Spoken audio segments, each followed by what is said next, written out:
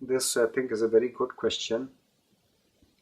But the very fact that somebody has raised the question that why should we seek moksha is proof enough that the goal of moksha is not only not intelligible, uh, it is doesn't strike any resonance or doesn't ring a bell at all, and therefore the goal doesn't make sense.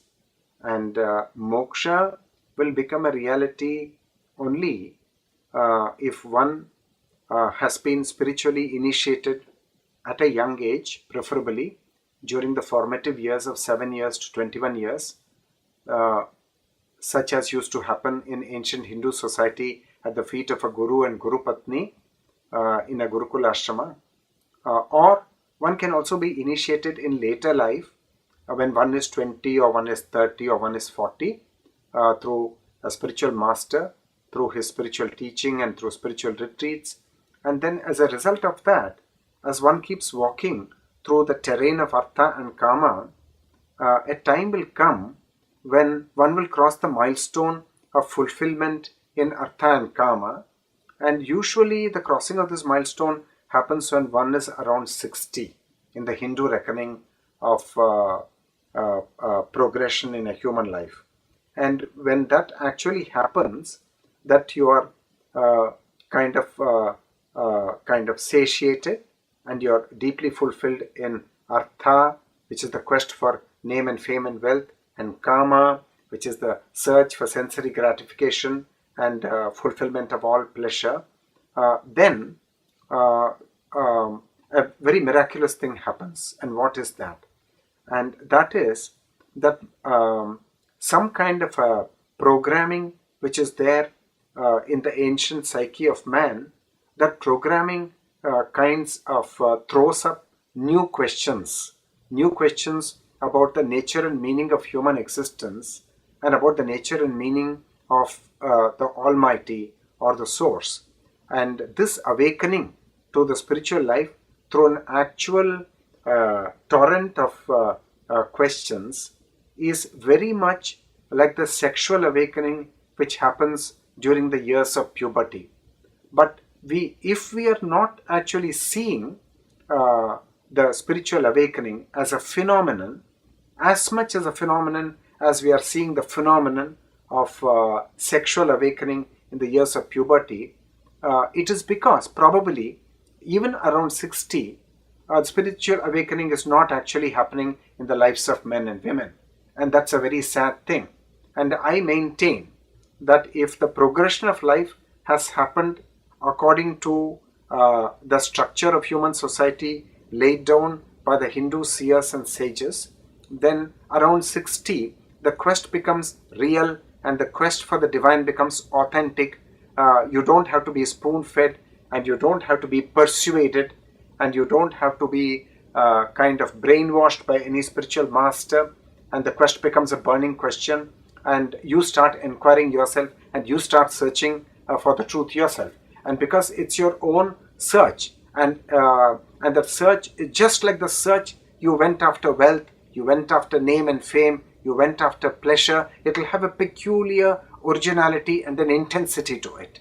And because of that intensity, it's a bona fide quest. It's a real quest. And then you are sure to succeed in that quest because it's clearly the result of a programming and an awakening which is scheduled to happen around 60. And then each one will know what that moksha is. The moksha may be told that it is this and it is not this in so many words, but that is hardly of any use. It has to become palpable and it has to become real for the seeker himself, and this will be so only if the awakening happens at 60. Otherwise, it will remain vague, and the quest for moksha will ever be hypocritical and half-hearted. Hypocritical because your actual heart is an artha and kama. You have not yet become a mumukshu. To become a mumukshu, artha and kama, those chapters have to close, and then you become a true mumukshu, and then the quest is real. You're going after it with the same intensity, with the same madness with which you went after wealth, you went after the pursuit of pleasure, you went after name and fame. So it becomes a bona fide quest. And and that will happen if all the milestones are properly crossed and progressed at or a little after 60. That's my understanding. If you look at the sum total of the patterns of spiritual awakening, this cannot be just a handful of 3 or 4 patterns, because human beings are billions in number, and there have to be a large number of patterns of spiritual awakening. And in the case of Ramana Maharshi, for example, the awakening happened when he was 16, and he did not even get into Artha and Kama. No question of even entry into the material spheres of life called Artha and Kama. The divine possessed him at 16 and straight away bestowed moksha on him. So, but this is more of an exception to the pattern of progression that the Hindu seers envisioned. They envisioned a slower pattern of development because they were aware that Maya is so strong that Maya will not let go of you. Maya will give you desire after desire after desire.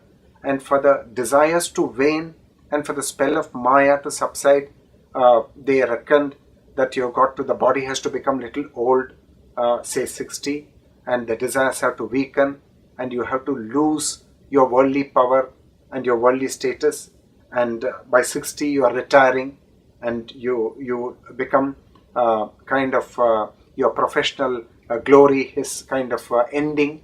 And so that is the season of life when the awakening is most likely to happen. And but an individual pattern which deviates from this normal pattern, there can be any number of individual patterns which are also authentic and which happen outside of this normal pattern. And we just have to look at the life of the Nayanmars and the Alvars to see how many patterns there are, and there are amazing variety of these patterns.